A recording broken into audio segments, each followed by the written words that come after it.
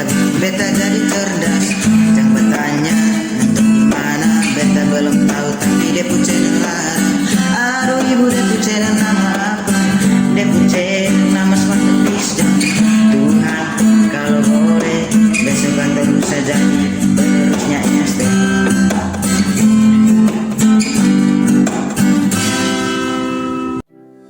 Tanpa ukuran, dunia hanya cerita yang tidak pasti.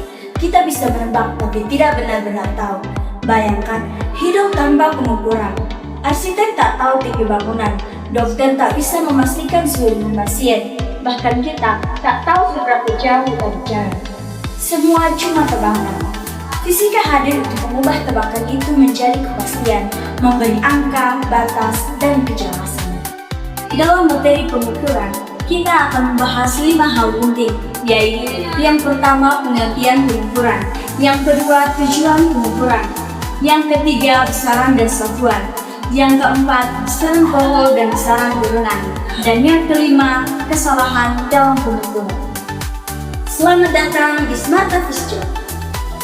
Hari ini kita mulai dari dasar yang sering kita pakai dalam hidup kita, yaitu pengukuran, langkah kecil yang membuat segalanya lebih pasti. Yang pertama, pengertian pengukuran. Pengukuran adalah kegiatan membandingkan suatu besaran dengan satuan yang sudah disepakati. Jadi, saat kita mengukur panjang meja dengan misal, kita sedang membandingkan panjang meja dengan satuan sentimeter. Mengapa kita perlu mengukur? Karena fisika tidak hidup dari tebakan. Fisika butuh angka yang pasti. Yang kedua, tujuan pengukuran. Tujuan pengukuran terdiri atas: yang pertama, menentukan nilai suatu besaran; yang kedua, membuat hasil pengukuran bisa dibandingkan semua orang; yang ketiga, mendapatkan data yang akurat untuk rumus dan eksperimen. Tanpa pengukuran yang kuat, fisika tidak akan punya dasar yang kuat. Yang ketiga, bentaran dan satuan. Sebelum masuk ke jenis-jenis bentaran, kita harus paham 2 hal dasar, yaitu bentaran dan satuan. Jadi, bentaran adalah segala sesuatu yang bisa diukur dan dinyatakan dengan angka. Contohnya, panjang, massa, suhu, dan waktu. Sedangkan satuan adalah pembanding tetap untuk menyatakan nilai besaran. Contohnya, meter, kilogram, dan detik. Jadi, tanpa besaran, kita tidak tahu apa yang mau kita ukur. Dan tanpa satuan, angka yang kita dapat tidak punya arti. Jadi, keduanya selalu berjalan bersama. Yang keempat, besaran pokok dan besaran turunan. Dalam fisika, besaran dibagi menjadi 2 kelompok. Yang pertama, besaran pokok. Besaran pokok adalah besaran dasar yang tidak diturunkan dari besaran lain, dan satuannya sudah ditetapkan dalam satuan internasional. Contohnya panjang, massa, waktu, suhu, arus listrik, jumlah zat, dan intensitas cahaya. Yang kedua, besaran turunan adalah besaran yang dibentuk dari gabungan besaran pokok. Contohnya kecepatan, luas, volume, gaya, dan energi. Yang kelima, kesalahan pengukuran.